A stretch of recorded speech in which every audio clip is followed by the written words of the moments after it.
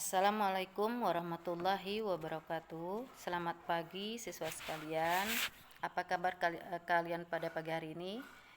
Semoga kita berada dalam keadaan sehat walafiat. Amin. Untuk pertemuan kita pada pagi hari ini, kita akan belajar mengenai struktur dan kaidah kebahasaan teks berita. Nah, pada pembelajaran sebelumnya kita sudah mempelajari mengenai unsur-unsur teks berita atau unsur-unsur yang ada di dalam teks berita. Sedangkan tujuan pembelajaran kita adalah 1. Siswa mampu menemukan atau menentukan struktur teks berita. Yang kedua, siswa mampu mengidentifikasi unsur kebahasaan teks berita yang didengar dan dibaca. Nah, sekarang kita masuk kepada struktur teks berita. Struktur teks berita itu ada 3.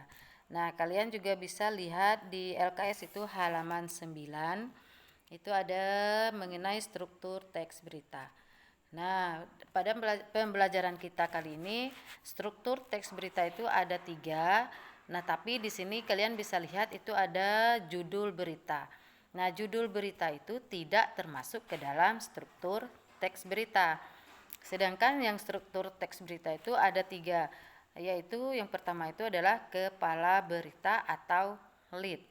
Nah, lead ini atau kepala berita itu berisi informasi penting. Nah, di situ ada adik Simba atau 5W tambah 1H. Nah, adik Simba, siapa yang masih ingat adik Simba atau 5W tambah 1H? Adik Simba itu ada di unsur berita kemarin. Nah, itu dia. Kemudian yang kedua itu ada tubuh berita. Tubuh berita itu berisi informasi penting. Nah, pada tubuh berita ini dia merupakan informasi pendukung dari kepala berita tadi. Jadi dia informasi penting itu mendukung informasi yang ada pada kepala berita. Nah, yang ketiga itu ada namanya ekor berita. Ekor berita ini berisi informasi kurang penting. Maksudnya kurang penting di situ kadang kita hanya bertemu dengan sumber beritanya saja. Jadi tidak ada berita lanjutan dari tubuh berita di situ. Jadi makanya dia hanya berisi informasi kurang penting atau informasi tambahan. Nah, selanjutnya ini ada penjelasannya. Yang pertama tadi adalah judul berita. Judul berita kita itu kalau ingin membuat sebuah berita itu harus semenarik mungkin. Dan judul berita itu jelas terletak paling atas.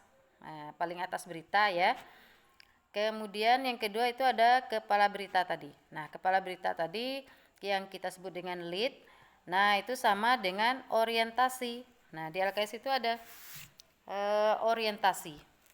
Orientasi itu adalah bagian awal atau paragraf awal dari sebuah berita. Semua bagian penting itu ada di kepala berita. Jadi semua unsur berita yang adik Simba atau 5W tambah 1H tadi biasanya ada di kepala berita atau ada di paragraf awal berita. Nah, yang ketiga itu ada tubuh berita atau kita sebut dengan peristiwa. Nah, pada peristiwa ini atau tubuh berita, bagian ini dinarasikan secara rinci tentang kronologi dari peristiwa yang diberitakan. Dalam tubuh berita dimuat fakta-fakta yang menjadi pelengkap keterangan dari kepala berita. Nah, apa yang dimaksud dengan kronologi?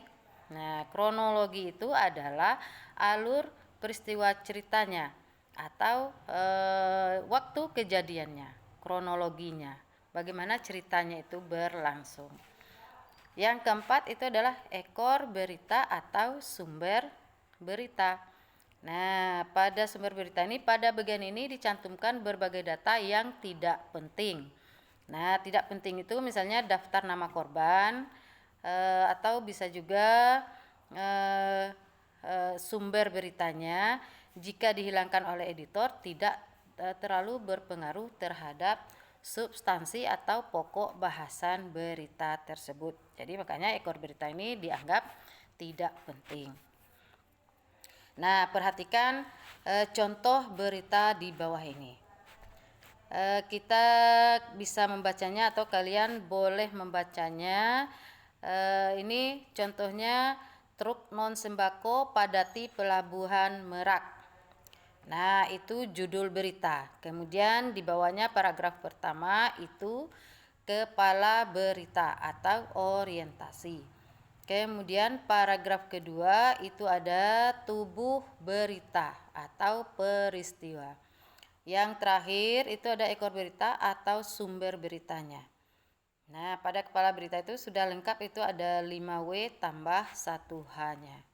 Kalian bisa membaca contoh berita tersebut. Nah, untuk pertemuan kita pada pagi hari ini, Ibu rasa cukup sekian. Nanti kalau ada yang mau ditanyakan, silakan tanyakan di WA atau Japri Ibu boleh, atau bertanya di WA grup juga boleh. Mungkin hanya ini yang dapat Ibu sampaikan.